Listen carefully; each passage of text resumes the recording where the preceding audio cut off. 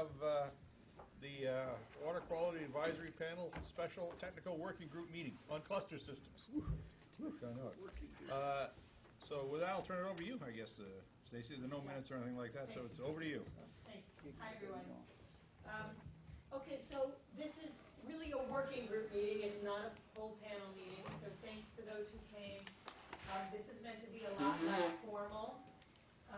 So really the goal here was to try to have a more informal opportunity to discuss cluster systems.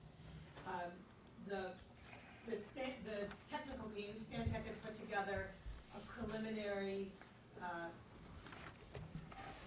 presentation that compared using cluster systems to using a centralized approach as the approach for collecting wastewater in downtown.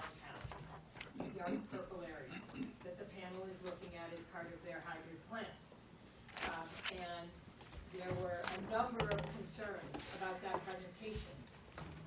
So this has been sort of an iterative process that led us to this meeting as to how do we do a better job of fully exploring cluster systems.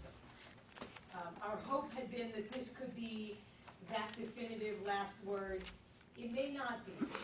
And the reason why is materials that Stantec is presenting here have still not gone out in advance to all of them.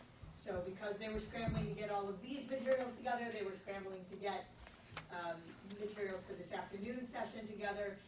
They didn't get stuff out to you in a timely way so that everybody is really prepared to have a full discussion of everything they're presenting today. So I recognize that, I want to acknowledge that, and say let's make sure we keep that in mind, that there's still some open doorness about all this for further discussion, right? People may have additional comments to what they see today, and there may be a need for further back and forth. My hope is that the further back and forth can happen in an even less formal setting, because while we really value transparency, we want everyone to know about what's going on, and we want there's no secrets. There's also a cost to having meetings in this kind of setting, right? So going forward, there may be more back and forth, but it may be in an even less formal manner. That said, any conclusions that come out of it would be reported to the full group, right? So does that make sense to everyone? Okay. So because, again, of not getting materials out in advance, there's a bit of a shift in the agenda. So the way we're going to do it today, and I don't have printed agendas anyway because I haven't been able to get into my office all week due to snow in Boston. But what we're going to do is really, Stantec, when they got questions about their January 14th presentation, they went back and they saw that actually they had made some errors in their calculations. So they want to present to you the corrections to those cost calculations that they presented on the 14th. And then they also have done some additional analysis of the cluster concept that they had initially put forward to try and further explain some of the things that they had been suggesting. And so they're going to present that, and then we can open it up and really just have discussion, questions, again, in as open and productive a way as possible. The goal here is really joint learning, right? We are here to learn together, to see if we can come closer to an understanding of why people think the way they do about clusters, what's behind that, and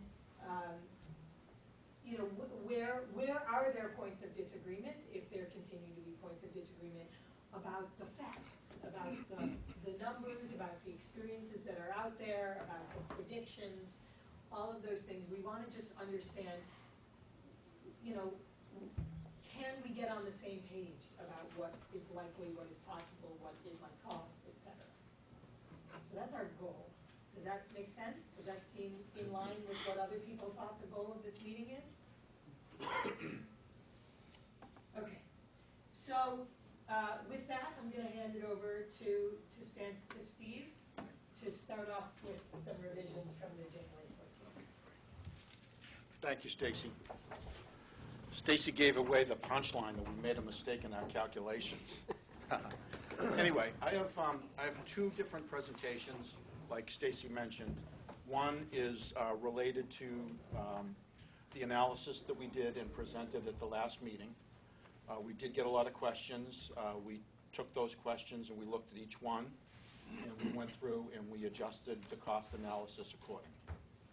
And then, we'll do that. I have a handout that I'll give to everybody, and we'll take some questions, and then once everybody's satisfied with that, we'll go into the second presentation that Stacy mentioned, which is just providing some additional information that we collected, some of which I think is based on some questions that I didn't do as good a job as I would have liked to in answering at the last meeting.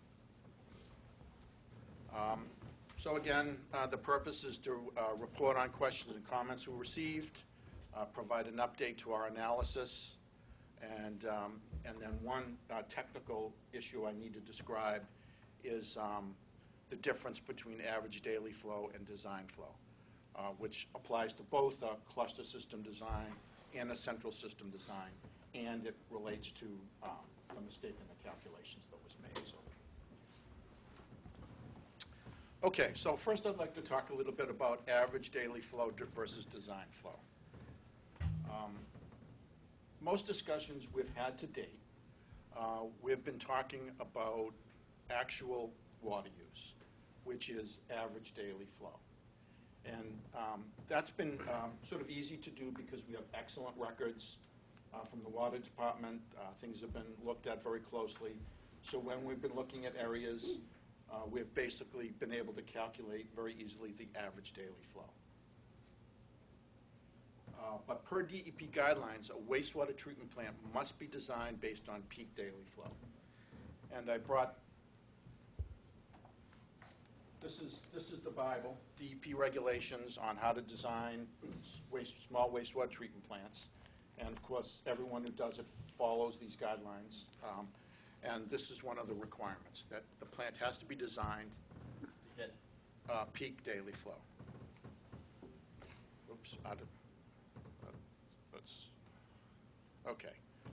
So in determining peak daily flow, in the guidelines, there are curves that are provided where basically you take your average daily flow and you apply a peaking factor.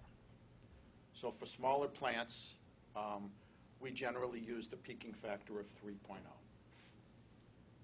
Just for clarity, when you say average daily flow, you're talking about the total flow for the year divided by the number of days in a year. Correct. That's what the average is. Correct. Yep. And in the summer it'll be higher, and in the winter it'll be lower. Correct. Right. That's right. So, as far as the peaking factor goes, there can be a little bit of debate on whether it's 2.5 or 3.0. That's usually resolved, during the detailed design. But that's the range that it's in. And again, for larger plants, you can justify a little bit of a lower peaking factor because you have more customers. Some have lower flows, some have higher flows. So what that means is the treatment process and the subsurface disposal system must be designed to handle peak daily flow. It's a really sort of important point, Jeff.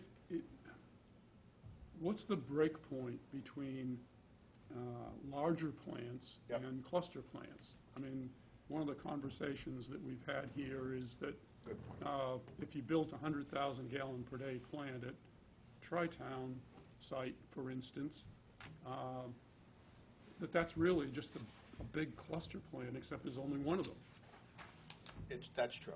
So, now cluster plants is a peak flow 3x daily flow. Does that mean that you got to design that for a peak flow of 300,000 gallons a day? Yes. Okay. You could have some discussion, and you could look at the water use a little closer. Okay. It might be 2.5, but it's going to be in that range. Okay. So individual clusters downtown would be at peak flow of 3 times whatever they were designed Right. for, and the plant at Tri-Town would be 3 times, so. okay. Yes, exactly. Could I just follow up on that? Sure. Jeff, that's a good question, but if we get over 10,000 gallons per day, don't we have to have a discharge permit from DEP, and then don't you adjust the calculations because you know more about it? Yeah, anything over 10,000 gallons would require a groundwater discharge permit. And then in terms of, the actual treatment processes, it's true in terms of subsurface disposal systems that we'd be looking at the max day flow. Usually preliminary tankage would also be designed on a max day flow. But other treatment processes within the plant itself, depending upon what the nature of them are, some of that design is based on average daily flow, some of it's based on peak monthly flow, some of it's based on peak hourly flow. So it all depends upon what the specific unit operations are in terms of how you would actually design that and what design flow you would actually use. But beginning and end, we would be looking at a max day flow. Brian, I have a quick question on that. Could you explain the basis of the flow that's used to define the 10,000 gallons a day limit? Is that the water use data? Is it the water use data peaked? Is it that's a key issue here, Yeah. because obviously the change between a Title V and a groundwater discharge permit is huge regulatorily. What the cutoff is that you look at the flow table in Title V, and you apply those flow calculations for the type of facilities that you have. And if that is over 10,000 gallons a day, then that's what trips you into a groundwater discharge permit. If the Title V calculated flows are under 10,000, then you're under the Title V regulations. And do those flow tables have any peaking in them at all, or are they just basic estimated single-family resident, restaurant-type flows that are average daily flows, or do they have any peaking in them at all? Generally, those would be considered peak flows. So then, if you use Title V and use those tables that have some peaking in it to get to 10,000 gallons a day, is that part of the 3.0 that Steve mentioned, or is it all of it, or none of it? Do you then take those flows and multiply them by 3.5 or 3, or? I think what you would do is that you would use a Title V table to make the cutoff as to whether or not you're under a groundwater discharge permit or you're under Title V. And then in terms of looking at the actual, like I said, The design. the design of the preliminary tankage, and usually you have, in a smaller plant, you will have, underground tankage as opposed to, more extensive integrated tankage that you'd have in a larger plant. But you'd have preliminary treatment that would be based on the Title V flow. The infiltration basins would be based on the Title V flow. And then anything in between would be based on whatever appropriate engineering judgment would dictate how those Okay, that's good. components So, should be so designed. when Steve says 3.0, he's talking about the internal part of the plant. This is a question. You're talking about the internal part of the plant, not the preliminary treatment or the disposal, but the internal part of the plant that has to be peaked because of aeration time, aeration tank design, residuals, stuff like that. Is that, Steve, is that what we're? When we design a plant, we look at the peak flow coming into the plant, and then we design each of the unit processes accordingly. Yeah. Yeah, so like Brian said, some processes in the plant do not have to be designed for peak flow, like, for example, solids handling, solids dewatering. That sizing can be based on average daily flow. Yeah. You know, So that's where you go from the water use data to the plant peak you take the water use data times 3, not the Title V times 3, because that Correct. already has a That's peak. correct. Okay, good. And what Brian is mentioning is there are these tables that list different usages. You know, so a service station per bay, you have to assign 150 gallons per bay. Generally, what we do is we use these guidelines when it's a new development where you have no water use data. When we have water use data for an existing area that you're going to be sewering, usually we look a little heavier at actual water use because it's a little bit more realistic, and then we apply a peaking factor. And in some cases, we'll calculate the Title V flow, and we'll combine the two, because, you know, if you don't get the flow right, you know, everything else is not going to fall into place. Steve, do you just want to say what that Yes. you're holding up? Yes, what we're designing, there's two Bibles, if you will. One is the guidelines for designing small treatment plants, and the other one are the Title V regulations. And there are some things in Title V that are used in this book. But what Brian said is true. Just so you'll know, to answer the question, when we developed, and I'm going to provide more information on this, but when we developed our 10 little satellite plants for the complete downtown area, 9 of those 10 plants were large enough that they would require groundwater discharge permits. One was a little small, and there was some discussion that couldn't you move that into one of the other plants, which is a good question. But so we would envision pretty much if we did a cluster system, all the downtown plants would all have groundwater discharge permits. Steve, if I could just follow up on that. It seems to me that we are living in a community that is highly seasonal. Yes. So I suspect, and I don't know, but I suspect that if you look at the water usage in what we call downtown, Right. it is fairly constant during the year compared to, say, Nauset Heights, which has 4 people living there and 4 houses occupied in the winter and 200 in the summer. Right. How would that affect your design process? You would end up having the same design flow, but what it would do is that it would make the plant such that you wouldn't have to have the plant designed so it could run at much lower flows. We haven't really touched on that, but it's a very good point, and there's been a lot of cases in the state where there's periods of time when a treatment plant's designed for design flow, and it actually gets an extended period of time of really low flows, and it doesn't work right. So that that would be considered. So it seems to me, following up on that, that if you, the downtown area, you might discover that you don't need 3.0. It might be somewhere down 2.4 or something like that because you really had the information over the last 15 or 20 years. You could, but the problem is that as far as water use goes, you don't have daily flows. Okay. That's one Okay. of the problems. So let's see what the next slide. Steve, Yes. you showed 2 documents. Yes. Did Stacy get the links and circulate the links to those 2 documents? Absolutely. They're both available on the DEP website. I almost brought you a copy. Autograph. And insisted I read it. No, I wouldn't insist. And I wouldn't autograph it either. The quiz was going to be at 10 o'clock this morning.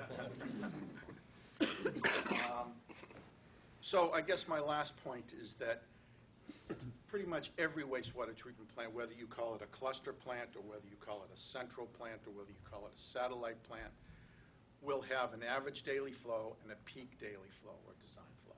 It's the same.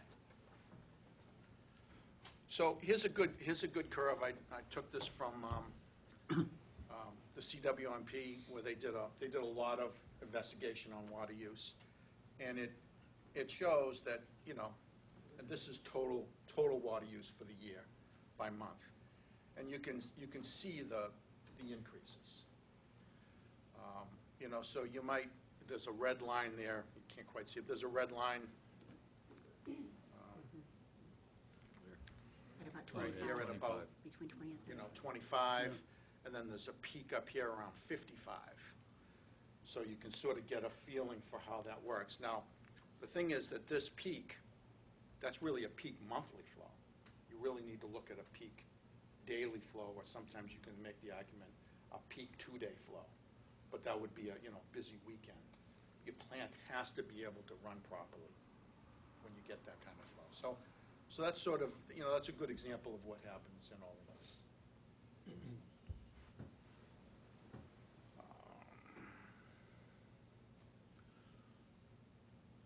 Okay. So related to average daily flow and design flow, and I'm trying to get to my point, I think. The Barnstable County wastewater costs that were developed, there are curves for capital cost and O&M cost. And we use those costs, to try to be, sort of unbiased as far as costs. So in those curves, the construction cost is based on peak daily flow, which sort of makes sense, because if you have to design a plant to hit the peak, the cost per gallon would be associated with that. But those curves also, when it comes to O&M costs, the O&M costs are based on average daily flow. So it's a little tricky there, right? When we developed the construction cost, we had to use peak flow, and when we developed the O&M cost, we had to use average daily flow. So you can probably get a sense here of, the mistake we made. Okay, these are the costs. These are the cost curves that I'm talking about, and you can see at the bottom. This is construction cost, and it's based on peak flow. So whatever your plant size is, you come up, you could get a cost per gallon, you multiply it by the peak flow, and you have an estimate of a construction cost. And all these points here on the curve are actual treatment plants that they went and visited. I'm assuming that those points on the curve are for standalone plants, or mostly for standalone plants. They are, yes, absolutely. Okay. Yep. If, in your analysis, if you're going to use X number of clusters in a downtown area where the plants are, in some cases, hundreds of feet apart, Right. What account do you take in your analysis for the fact that, those plants include office space, lab space, toilets, and so on? You're not going to duplicate that 5 or 10 times over. Correct, right. Because of the size range that we're talking about for the cluster plants, we didn't envision that any of those plants would have those facilities. A 20,000 or 30,000 gallon per day plant doesn't have that. So but I'll get to your point. Your point is really good related to O&M, and that was one of the comments that we got, and we adjusted. So anyway, here's the curve for construction costs based on peak flow, and here's the O&M cost, and lo and behold, it says average daily flow. So if I could just spend a minute and just go over some of the questions that we got. And, the very first question, some feedback we got is that our presentation seemed biased and misleading. And I apologize for that. I didn't intend that to happen. Obviously, I probably came across too strongly or whatever. So I apologize for that. That was not my intention to do. As engineers, we do analyses for people on different options, and we try to be as unbiased as possible. It's basically the client's decision to make. We're just trying to provide the information, so I apologize for that. The second issue is we were asked to clarify what's included in the total cost and make sure that the construction costs we listed versus total capital costs were clear. And what the difference is that construction cost is the actual cost to build the treatment plant. That's the bid price that you get from the contractor. The capital cost is basically the total cost, so it includes your engineering to do the design, your engineering to do the permitting, the engineering to put out the job to bid. It includes the construction cost. It includes the contingency that owners would have. So we were asked to make sure that was clarified. But you didn't include any financing costs? We did not include financing costs. That's correct. How about land acquisition, easements, and the like? In our analysis, we did include some allowances for easements and land acquisition. Yes, we did. Yep. you. on both, in both looking at each of the little cluster plants and the central plant. Thank you. So we adjusted our analysis to try to clarify that. The second item was related to engineering and contingency cost allowances. We were asked, shouldn't that be added to the analysis to make it a fair analysis? So we did a separate cost estimate. We did a separate estimate of engineering costs for the two options and a contingency estimate for the two options, and we included that in the revised costs. O&M costs for cluster seem very high. So, and I want to thank Paul for this. He sent us some metrics that showed that, the O&M costs we showed did look very high. So based on those comments, we went back and we looked at our analysis, and we found out that we multiplied the O&M cost by the peak flow instead of the average daily flow. So that was the calculation mistake we made. I picked it up when I looked at the numbers. I was responsible for the analysis, so it's on me.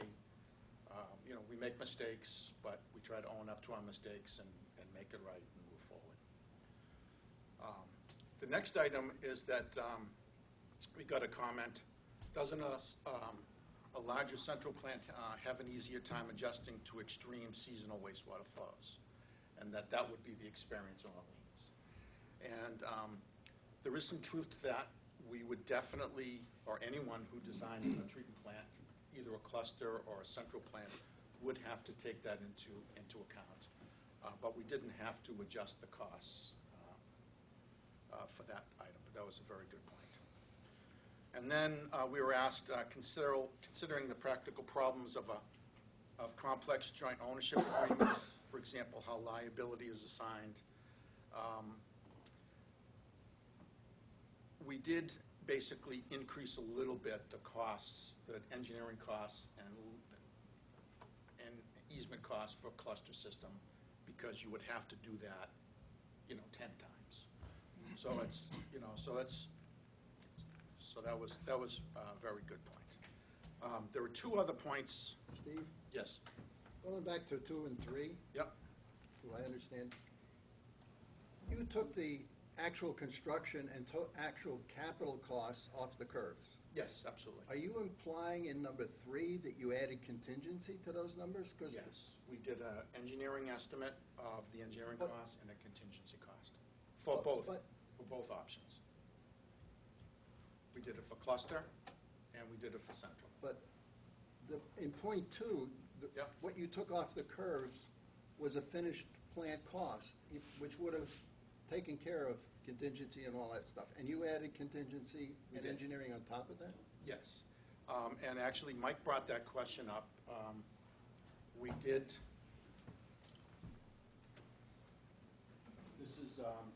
this is the Barnstable County report.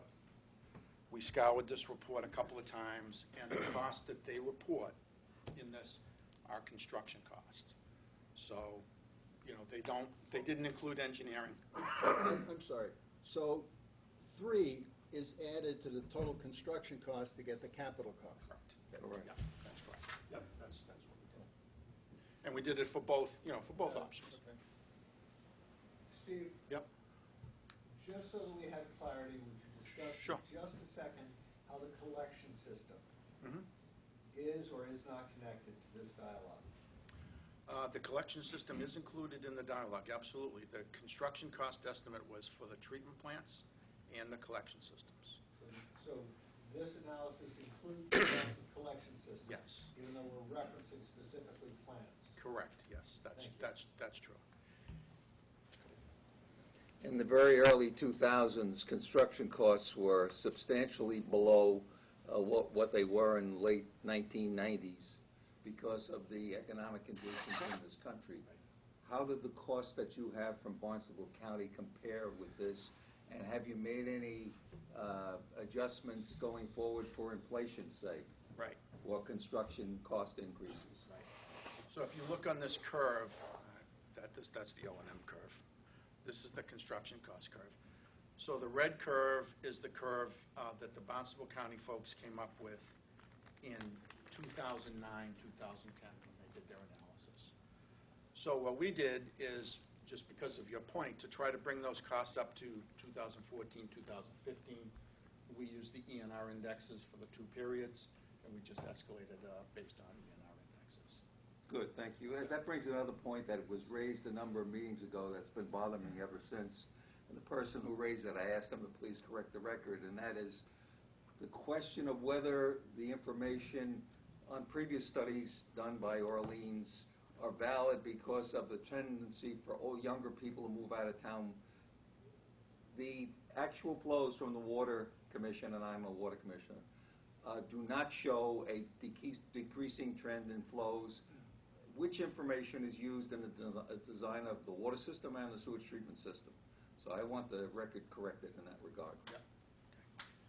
Paul, Steve, can I make a comment on Paul's question? Sure. That's actually a good question for another reason. As Steve's describing, construction costs are construction. On top of that, you add the planning, permitting, engineering, et cetera, construction management, et cetera, to get capital costs. Barnstable County Cost Report is based on actual projects that have finished, that are actually in place. So those costs are firm construction costs. They're not guesses going forward, they're actual numbers looking back. To that, Stantec added the the other components of capital costs, the design, et cetera, to get capital costs. But the question is, what contingency to use? Right. Because these costs, the curve there, doesn't have contingencies. Those are firm costs added to make capital costs, but there's no contingency there. So there's a theory that we don't need to use a contingency because those costs reflect the actual uncertainty at the bid stage and the design stage, and it's all taken care of in those costs. So do we use no contingency? Do we use 10%, 20%? Typically at this stage in a project, engineers would use 30%. Sometimes I've even seen 40% at a conceptual level. But because we have the Barnstable County Cost Report, it mitigates toward a lower contingency amount. You can make that argument. And I think we've used 30%. We did, yes. So we used it on both sides. Right. On both sides. But there's a good argument and discussion point that maybe we should be using a lower contingency, and maybe our cost estimates are inflated because we're overestimating the uncertainty that we're dealing with. Right. On the other hand, there's a lot of uncertainty here. So we're still at a conceptual stage. So some contingency is necessary. Maybe we don't need 30, but that's a discussion point we have to have going forward.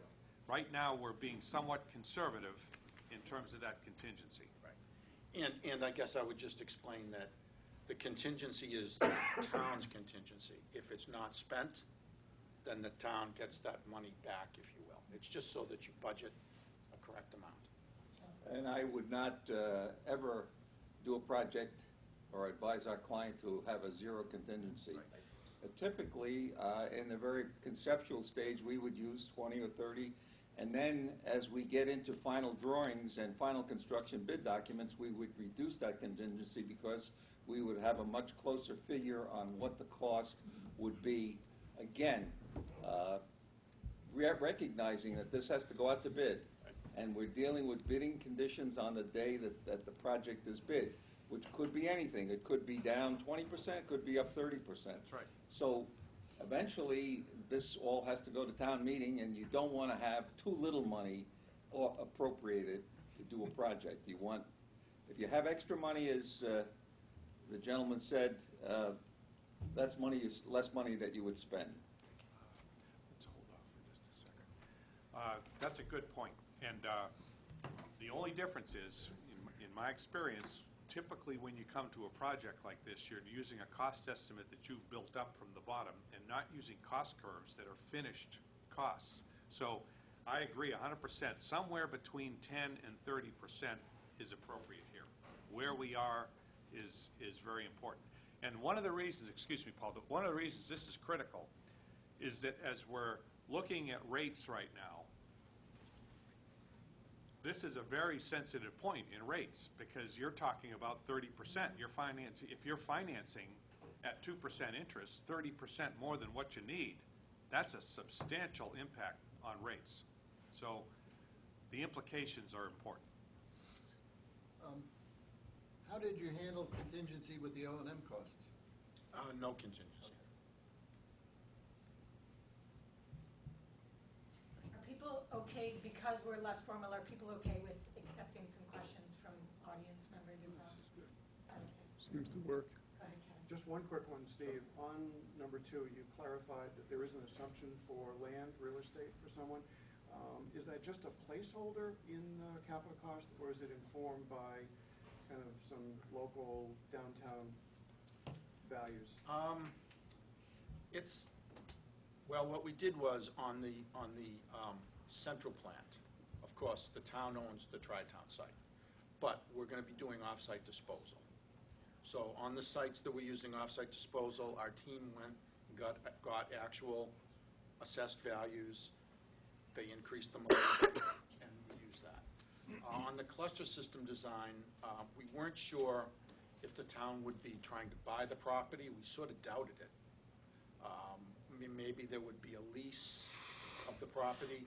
So we added, I think in the range of, for each cluster plant, in the range of 150 to 300,000, based on the size. If it's a smaller size, we put in 150,000. If it was a larger, we put in 300,000 for leasing and legal.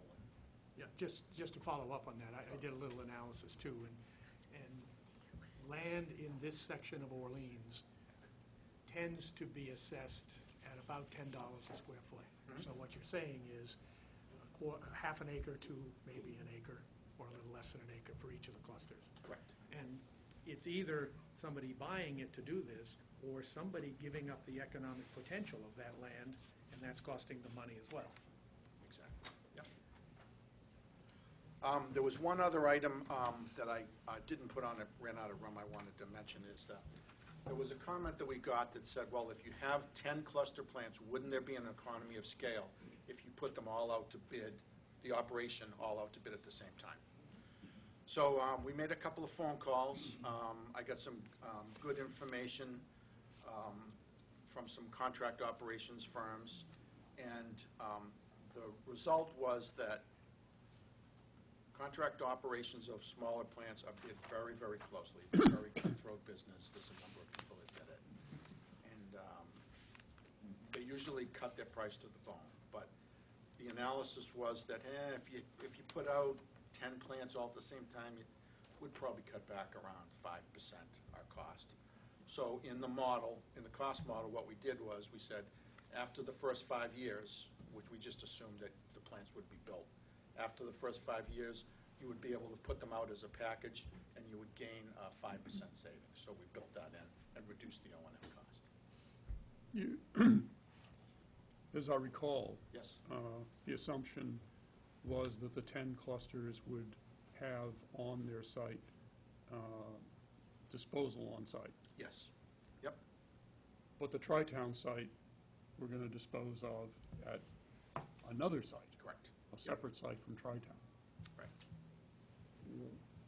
Why didn't you evaluate using that site, the Tri-Town disposal site, for the disposal for all the cluster system? That's a good point. I mean, it would, presumably, it would mean less land downtown, less complicated. We know the cost, you have a cost for what you're going to do for Tri-Town. Right. Right. You have a collection pipe system. But you got a piping, well, you got a piping system for downtown, but you got more Right. piping for 10 clusters. Yes, so you'd have 10 cluster plants that would all have to try to pump to a central disposal site. Well, It's a just a- possible, there were a lot of possible Okay, all right. combinations. I don't need, I'm not asking you to go into Right. detail on it, but Okay. Jeff, if I could just throw a quick comment in. Number one, let's go back to the previous little statement on the economy of scale of bidding multiple operating contracts at the same time. My experience with contractors over the years has been uniformly, when you ask them that question before the bid, not much difference. When you ask them that question during the bid, big difference. Yeah. But you don't know. Yeah. I think we can probably be a little bit more aggressive there than 5%. Maybe we could go to 10%, because when it comes to sharpening your pencils, if you're coastal engineering and you could get 10 plants to operate, you'd sharpen your pencil if they're right down the street. It's not going. It's going to be more than 5%. But again, we're trying to be conservative here in terms of the evaluation and not presume stuff that we don't know yet. With regard to the disposal site, we did talk about that. Stan Tech brought that up.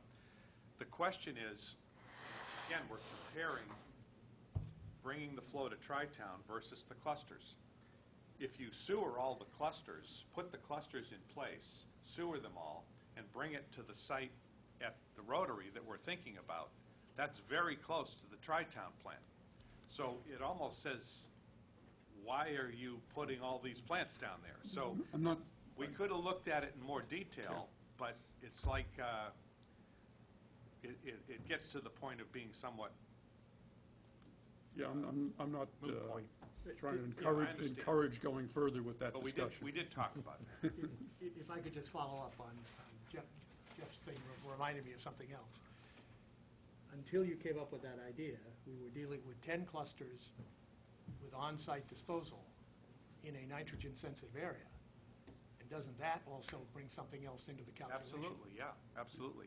As I think Stan Tech will talk about that, yeah. Okay. So.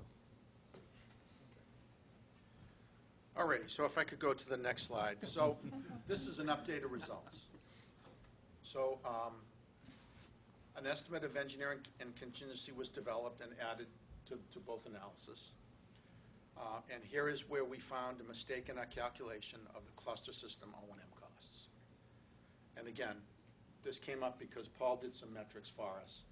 And as I looked at that, I was reviewing a memo he sent me, and it's like, those do seem high when you look at it that way.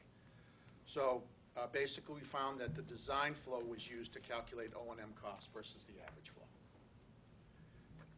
on the Bouncebrook County curves. So what that did is that took basically the total cluster system O&M went from 4.33 million, which was in our original analysis, down to 1.66. So it was a pretty big drop. And then we updated the cost. We updated all the cost curves with some of the other things that we talked about, the discount in O&M. And so what we ended up with is the cluster approach, 39.4 million capital, which is everything now, 1.66 million O&M, and the central approach, 37.1 million capital, which is everything, and 1.15 million O&M. And I'll just show you what that looks like on it. There's the. These slides will be posted. I have handouts. Can you back up? Sure.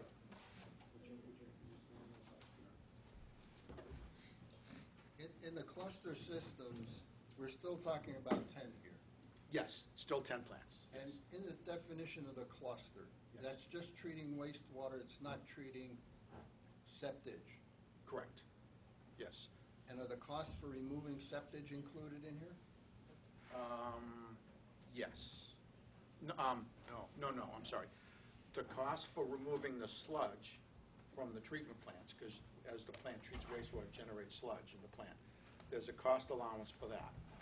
But there's no cost allowance for septage from private homes. That was actually another comment that we got, and I did not change. Go ahead. I'm sorry. I just want to be clear if I understand. Yep. You have 10 cluster units, and several different properties are feeding through a pipe to that treatment plant. Yes, correct. That treatment plant only treats wastewater. Yes. And the septage tanks are still at the individual properties. No, that That was not the, So what you're assuming in this plant is you're pumping with grinder pumps or something, Yep. or flow, you're moving sewage raw to wastewater. a, a tank here, where Yes. you settle the solids, okay? Yes. So these clusters are not what I think, where you would just move wastewater over and treat it like many of these clusters around. So as far as that goes, we used the same concept for both the central plant and the cluster plants. In other words, the central plant would get wastewater, raw wastewater, so the septic tanks on individual properties would be gone, would get raw wastewater, and the each little cluster plant, which would also get raw wastewater from each of the individual homes. So I have two questions. Sure. What would happen if you did 2 or 3 or 4 centralized clusters rather than 10? Good point. And what would it do if you assumed that each property kept a septic tank and you just moved wastewater over to the treatment plant? Right. So we wouldn't call that wastewater. We would call it gray water. Generally, wastewater is considered raw wastewater. So the idea that Paul is bringing up is the idea of a step system. And basically, to try to keep our analysis as a fair analysis, we assumed the same thing for both alternatives. We assumed that it would be wastewater to the treatment plants. If you wanted to look at a cluster step system arrangement and transmit gray water to the treatment plant, you could do that to the clusters, and you could do that to the central plant. So that would be a different economic analysis, analysis, which you haven't done. Correct. And you might get more economies of scale with 3 because, we're not talking huge distances. Sure. And if you're talking steg, you're talking smaller pipes that transfer to one of these smaller, this would change the whole analysis, wouldn't it? Well, the collection system arrangement that we used for both was a combination of gravity sewers where we could, where it was reasonable, combined with a small-size pressure system, which would be a grinder pump system, where it wouldn't make sense to go like 10 feet deep or 12 feet deep. So we tried to, it would be a mix of both, and we assumed the same in both. I understand. I'm just trying to make sure. This is not a step system No. treating gray water. No. So I'm just trying to record ideas people are having about, Correct. well, what else could how could this concept be changed? Right. That's being put forward that might make it, better, right? So one idea was, could you just collect all the effluent and dispose it somewhere else out of watershed? Could you use a step system? Could you have fewer clusters? I think you're going to get into the Yes. fewer clusters Right. question in a minute. But so we're noting this, and we can see how much need there is, or interest there is, or drive there is to follow up on this. So just for clarity, Yes. the comments I sent to you assume step or gray water treatment in your terms, Yes. and maybe that's why some of our numbers may differ. So that's something we should pursue later on. Yep, exactly. There is a important point, and maybe you're going to get to it, Steve, that was raised just now regarding the cost figures there in the bottom, I think the previous slide, Steve. Yep. The question of if you look at just the cluster versus Tri-Town, that's one thing. If you ask the question, well, Tri-Town, the Tri-Town option here serves septage, takes septage, and generates revenue and provides service to the town for septage. The cluster doesn't. If you look at the cost difference there to the residents and businesses of Orleans over a 20-year period, over a year period, it's a substantial cost for additional transport and treatment of septage from residential customers and commercial customers. Very significant cost that's not in here. I understand that, but I disagree about the septage market going forward. And this is something, Stacy, I think I wanted to pursue further. Wherever the right setting would be to do that. Well, I think that's a good point, Paul, because there's a sort of a parallel analysis going on here with what to do with Tri-Town with regard to the IMA and whether to demolish it or keep it. And the septage market is coming into play more directly in that. Yes, and all I want to say is I've gathered a lot of information on that, and I want to share it with however we can do that, because I think the market's going to change or could change. Good. And just to be clear from the panel, my understanding is that the septage question around, and the IMA question around Tri-Town has primarily been retained by the Board of Selectmen as something they are going to decide. It's not being put before the panel in quite the same way as the wastewater questions. Is that accurate to say, I'm David? not sure that's entirely accurate. I think that may be a result as a matter of timing of where the discussions are going in each of those two particular bodies.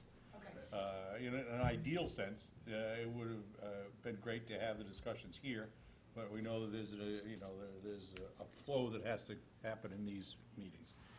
So we're trying to shortcut the time frame. Before we leave that question, just the two at some point need to come together. They are integrally linked. So we're talking about the agendas for future workshops here. We'll talk about that this afternoon.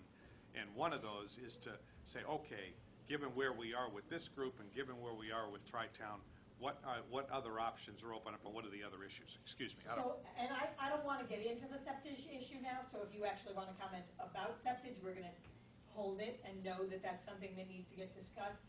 I just want to say, is it fair to say though, Mike, from your comment about the cluster approach does not provide septage treatment and the central might, that just, that's sort of as far, it would as long as you build septage into the Tri-Town approach.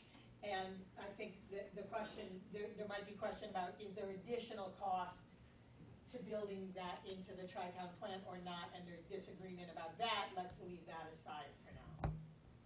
Is that fair? All right, why don't we just take these comments? Doug Fromm had his hand up first. So. Sure did. Thank you. Thank you, Jeff. I'm with you so far. I'm not an engineer. This is a lot of new data coming in. But the last trend leaves me a little confused. I just want to make sure we're clarified. Apples to apples on cluster and central approach. Clear. But then I hear, is this a third approach now coming in when we talk about step steg? And does that mean we go back and ask you to come up with another presentation on that versus cluster and central? I'm just asking how we're going to proceed on this. So I think we have to get into how much more of this do we need to do? Looking at these ideas, are there more things that the committee and the panel thinks are important enough that that kind of analysis and conversations need to continue? We have to that's going to be up to the panel, I think, to decide. When would that come to the panel so the panel can weigh in on it? And how do we weigh in? Today. This afternoon? After lunch. Okay, thank you. I think part of that, I hope part of that discussion is going to include a look at the plan, if you will, or the concept being proposed for Tri-Town site that includes all the bells and whistles so that we get to see the full economics of that. Because I think that's important to the discussion of what do you need to do from here. To echo that comment, I think it's extremely misleading to present these numbers and suggest that we can take the septage off the table. That's why I'm saying we need to see the full, all the bells and whistles. Within, if you look at your contingency and these numbers, I would criticize as being overly precise. I doubt that we're at the 1% number. So call them $40 million even, just because we can figure out what the contingencies are. But the question of septage, whether it's in or out, is much, much larger impact than any of these numbers. I think it's meaningless to be comparing these and one has septage and one doesn't. Quite possibly is. Can I answer why I didn't? The question came up, and the reason why I didn't add the septic contingency is just because I didn't want to appear biased against clusters. Well, Okay, so it's never that's popular, the but reality. it's Failed never again, popular. Steve. When I use it, if I say you've asked the wrong question, it's, it's fair. But I mean, if you looked at that as standalone, and then you say, but one has septage and one doesn't, that's a meaningless comparison. Wait a minute. I suggest, Stacy. I was just going to say, just a clarification, the central approach of 37.1 million, that does or does not include the cost, the capital cost of a septage treatment component? Does not. Does not? No, that's not true. Okay. It does. It does. It does, but What are you talking not at the, it has a marginal, it has a marginal assessment to handle some septage. It's really kind of an Orleans-only septage, Right. as opposed to a Wait a minute. lower outer cape. You're saying the 37 million now includes septage? In the cost numbers for the treatment plant, there is some money in there to provide some septage receiving. Orleans only. Orleans only. It's in the order of $6,000 to $8,000. I thought you just said you wanted to make it a fair comparison, so you didn't include septage. Now you're saying you included septage. I didn't include it because I would have had to, on the cluster system design, I would have had to Regional. add. I think, are you talking regional septage versus Orleans only?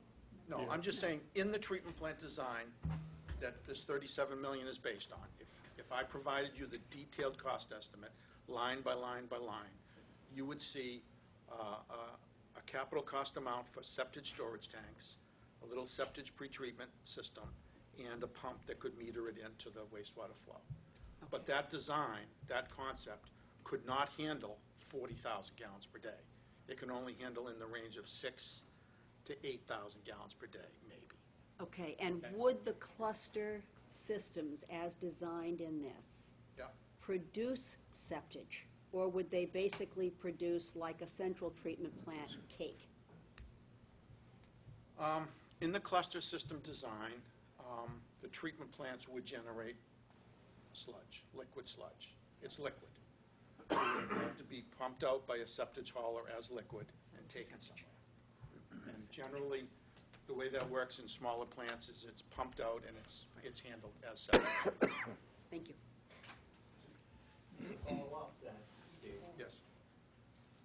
Does the 39.4 or the 1.66 for cluster include managing that sludge? Yes, in the O&M cost, there is an allowance for sludge removal. Correct. Where would it be taken? We didn't really get into that level of detail. I think we included, something in the order of similar to what is paid now, 10 to 12 cents a gallon. Tri-Town. Wherever. Boston Harbor. There are potentially other places. I just want to suggest, I think, as I listen, I think the thinking is maybe 10 million gallons a year of septage would continue to be treated possibly at Tri-Town or somewhere else. I think the septage business going forward is a little more complicated than this. I think it needs a lot more discussion or understanding, because there are many reasons why this septage availability market could decrease.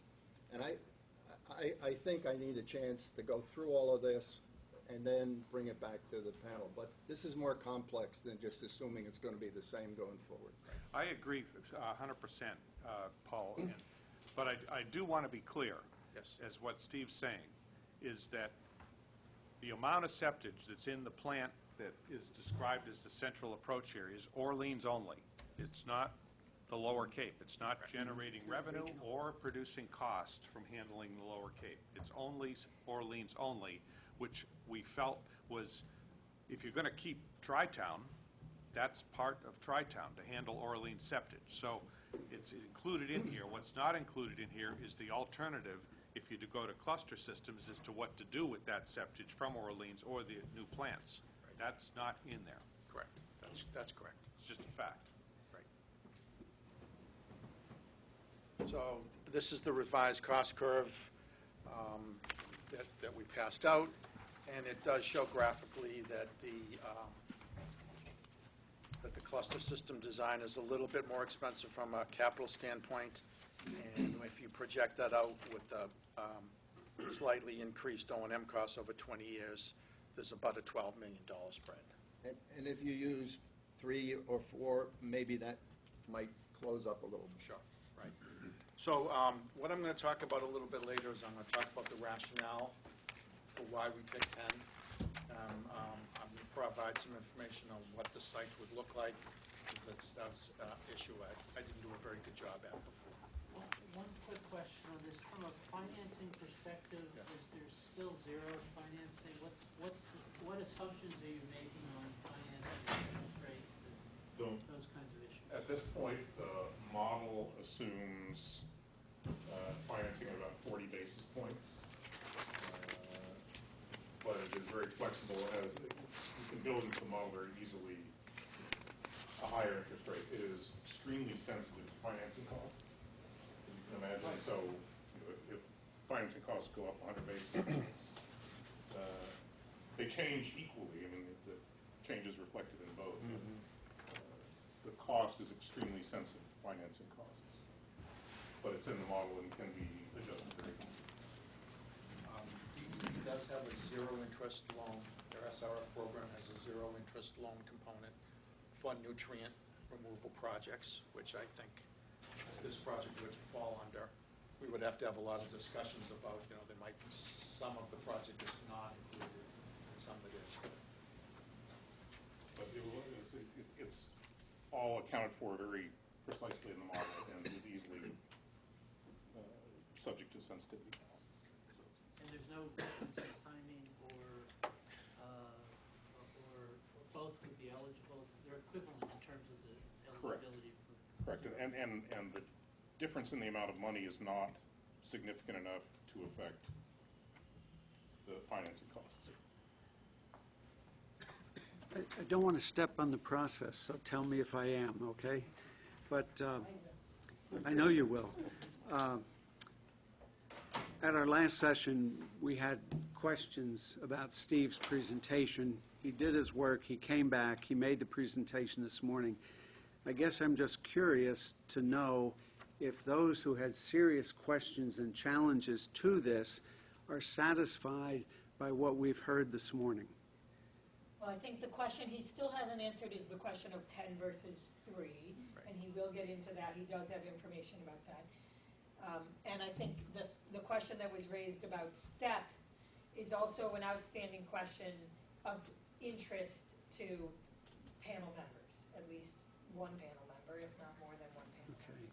So I know, so maybe other than that, you can ask that question and we can see I'm asking it. how people feel. Can we, I'd like to respond to that, but I'd like to do it at the end of this session, if it's all right with you. Okay. Because I want to see the whole show. That's fair. Yep. Steve, one very detailed question on your annual O&M escalator. Yes. What is it, and is it the same between the two? It is the same between the two. What do you mean by the escalation? I would imagine in the model there's a O&M escalator for inflation or some value that you assumed, 1.3, 2%, something like that.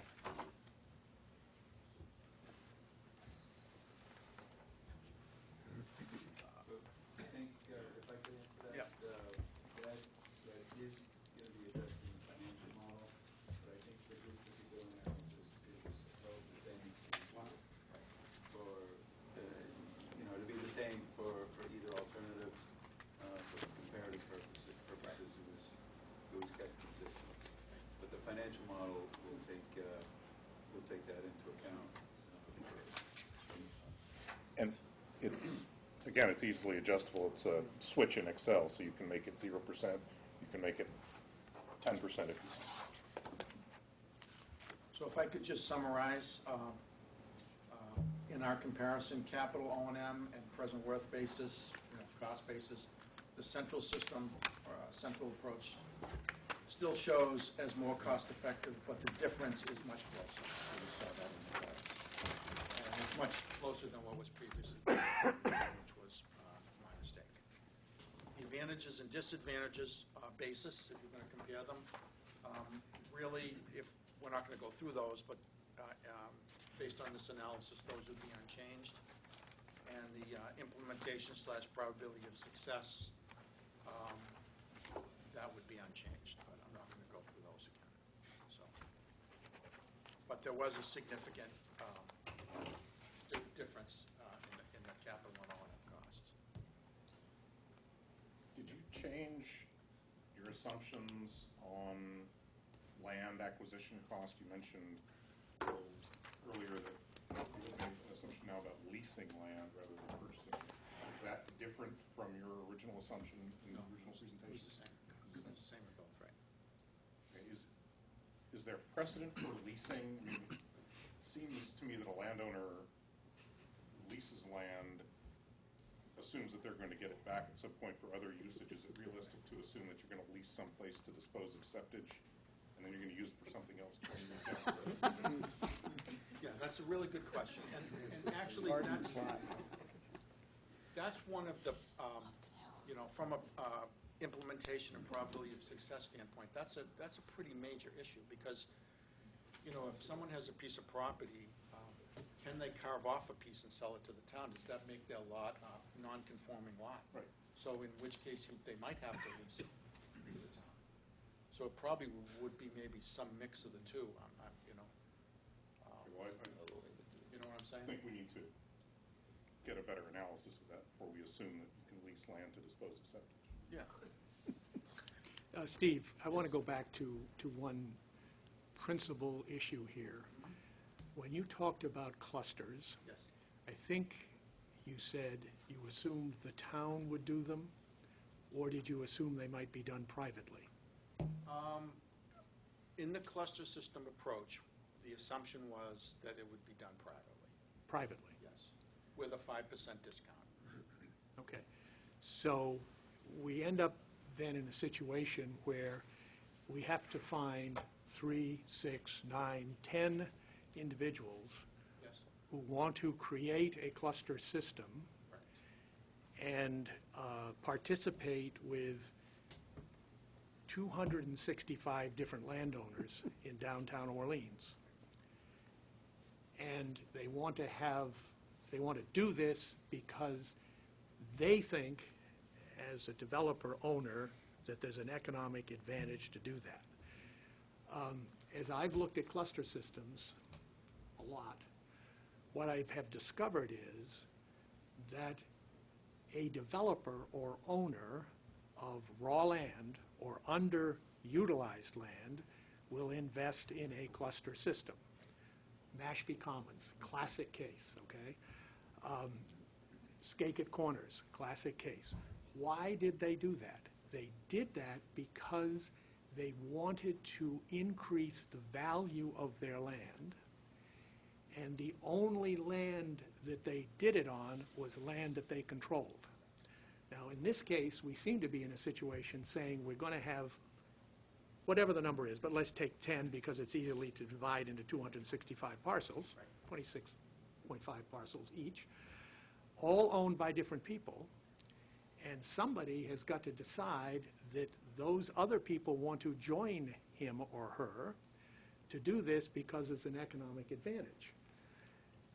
And I have yet to find a case in all my research where this has happened. It happens at the front end with raw land because you can do something. Wise Living, classic case. I participated in all the public hearings with Wise Living. Chris Wise put in that system because he had a chance to build 41 dwelling units in a place where he couldn't build 41 dwelling units. Skakit Corners did it because they were going to get a long-term lease with Shaw's.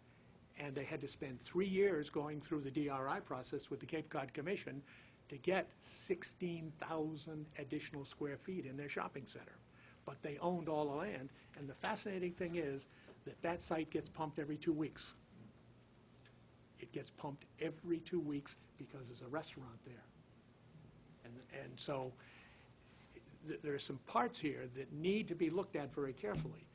And if we say, oh, it's going to be done privately, I don't think so, because there is no economic incentive here to do that.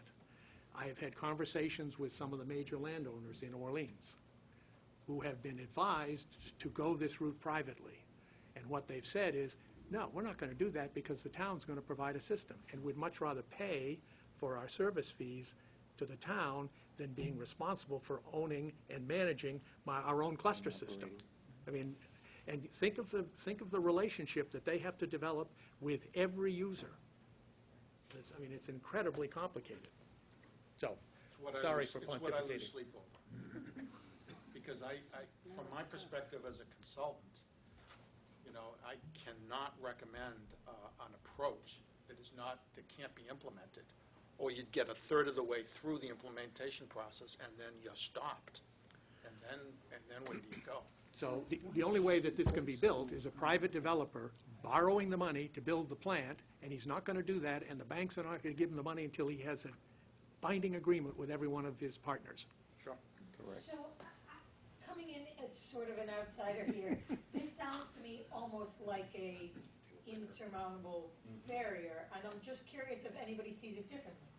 Does anybody see, is there precedent of clusters happening in this kind of way, where you've got all these private people coming together to do something without being compelled to do it, or have a clear,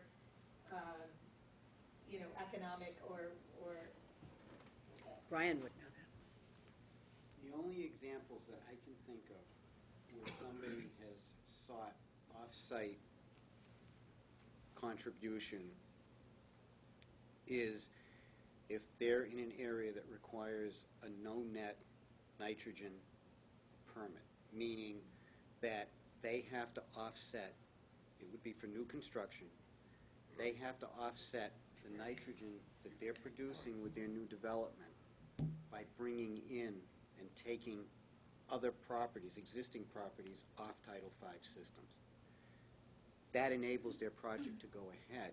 I haven't seen any instances where somebody has decided that as an altruistic endeavor, they will build a treatment plant and then just bring in other facilities.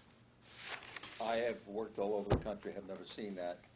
One. Number two, developers of properties would much rather connect to a municipal system along the lines that Alan was talking about than to be burdened with the construction, operation, and maintenance of their own individual sewage disposal system. Title V, cluster, whatever you want to say. We tell our clients, the development clients, why do you want to be in the wastewater treatment business? You don't. Why? One of the issues, too, is I've worked with the intermunicipal agreements that have to be put together between towns to do this type of thing. And towns are pretty much used to doing utilities. Private owners aren't used to doing that. The fact that it's being driven by a groundwater discharge permit, which has very specific performance management requirements, everything from staffing to all the way down the line to performance to monitoring, creates a liability question where that permittee is taking responsibility for performance according to that permit. They're responsible for it.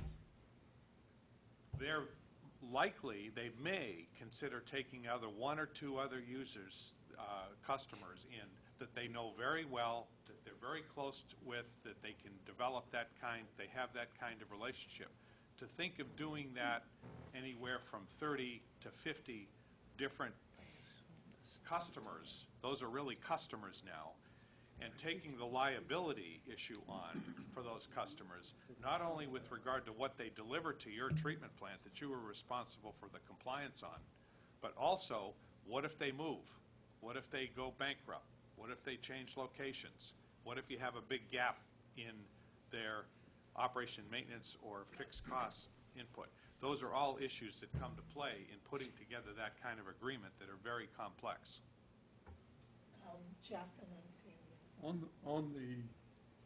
On our hybrid concept is included that we're going to do some wastewater collection and treatment at Meeting House.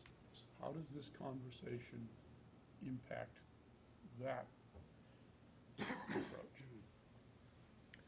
Well, I'd comment on that. I think Meeting House has, 35,000, 40,000 gallons per day, if I remember. In that order, yeah. In that order. I have always viewed Meeting House as a satellite system. I have pushed for 3 or 4 years to look at the Hubler property and other places for discharge and treatment. I don't consider Meeting House to be a cluster because it's clearly more than 10,000 gallons a day, and it's its own separate individual system. Now, And I think also town-owned, town-run, not a private town-owned, town-run. developer trying to get however many properties together to That's what I agree. wanted to clarify. Now, having said that, I think that's right. I would tend to think as a satellite facility, because you wouldn't build sludge treatment facility there. If you had Tri-Town, you'd bring it to Tri-Town. So that cuts an incremental cost off that facility down there, and you don't have trucks coming in and out of neighborhoods and stuff like that. It wouldn't take septage, and its solids would go to Tri-Town. I mean, if you advance to this afternoon, and we did get handouts in advance, I had suggested, I guess we missed a meeting, so a month ago now, that we look at Brewster, the industrial site in Brewster, as a place where we could participate to deal with South Orleans. And that's on the plan as an alternative. My family has a discharge site, albeit small. But I think in South Orleans, Jeff, we're going to end up with a series of small satellites, because when you look at the land use there and the sizes, particularly of the lots, they lend themselves to smaller facilities if the non-traditional effort doesn't work. And that's what we're putting all our peanuts in right now, to make it work in South Orleans. This is for Steve, I think. Yes.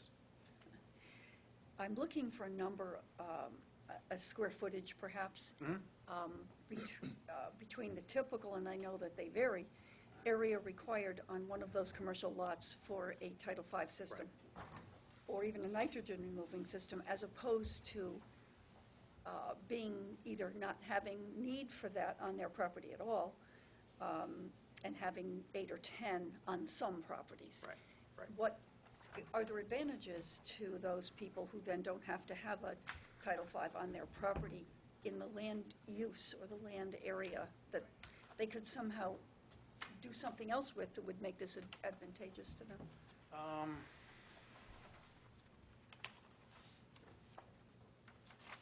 Could possibly, like, for example, if you're a property owner and you have a Title V, you say you're a business and you have a Title V subsurface disposal area that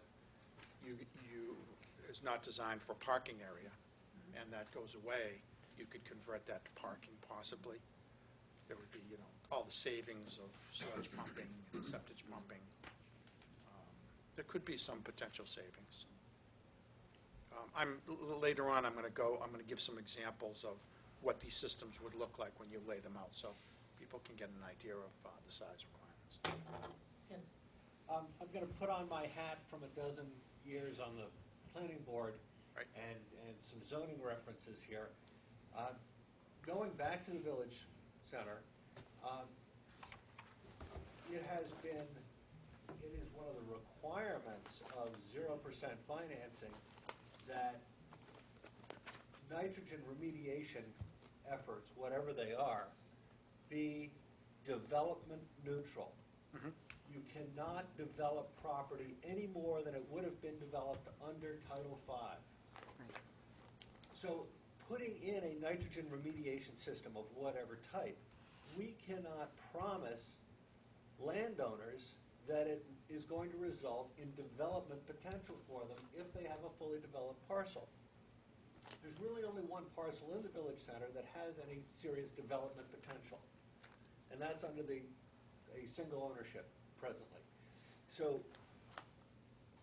as we have gone through examples of a number of different speakers today, the motivation for people to put in a cluster system on a private basis, to come up with the capital and the debt and the operations obligations, has been development potential.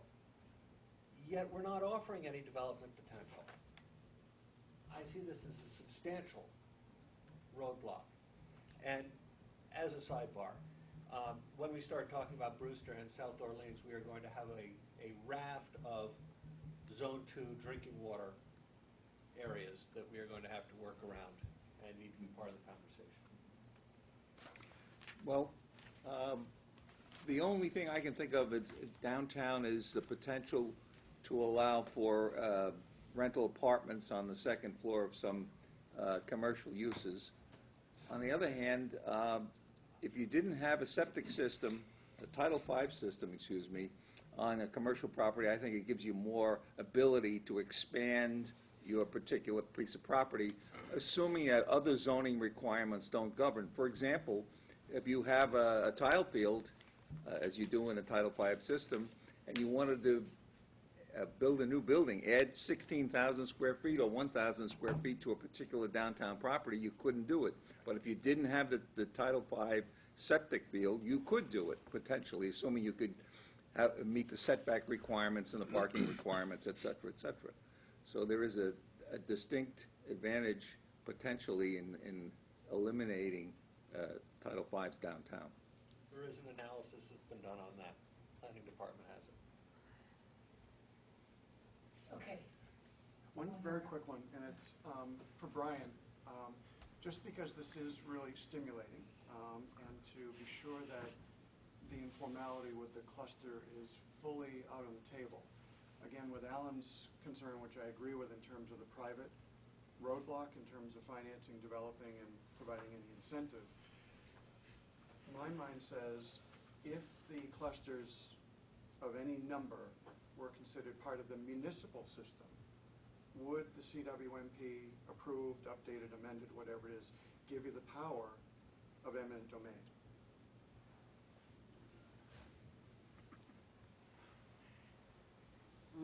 You'd need to go to court in many cases to force those connections. Spend your life in court. Oh, my God. I'm sure I'm not the only one that's thought of this, but I'm putting it out there. Is the question that if these are developed privately? No. No. We assume private is likely to be a roadblock. But if the town votes and says, we must do this for our public good and safety and health, could we go to court and take property, like we did with our watershed? I'm not proposing I would think that if the town decides that they want to pursue eminent domain, that's their prerogative. I guess it just would depend upon how successful you might be in doing that. Yeah, just to follow up, in my earlier career, I was involved in urban renewal. That's a name that we don't use much anymore. But yes, the town could take it, either negotiate it or take it by eminent domain. Anybody that lived in that parcel or any business was there, we would have to pay relocation costs to make them whole. So it's a whole other avenue that you want to avoid if at all possible. The last time I was involved in it, I had 550 parcels in the city of Chelsea. Complicated. It's nothing we'd want to. Yeah, oh yeah, don't go there. And public hearings. Yeah, right. And political costs. Yeah, right. Don't run for anything again. I'm considering that trying to implement clusters, be it private or public, has a lot of complications involved.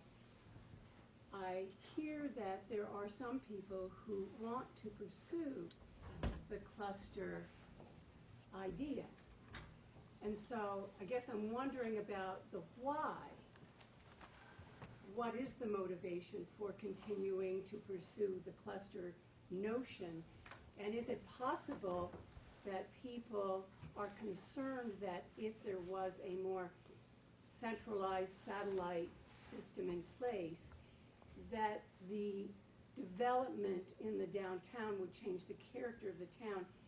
Because I'm trying to figure out what's the motivation behind trying to pursue this idea, which is so extraordinarily complicated. There must be a motivation, and I don't know what it is. And I'm guessing maybe that's it. Yeah.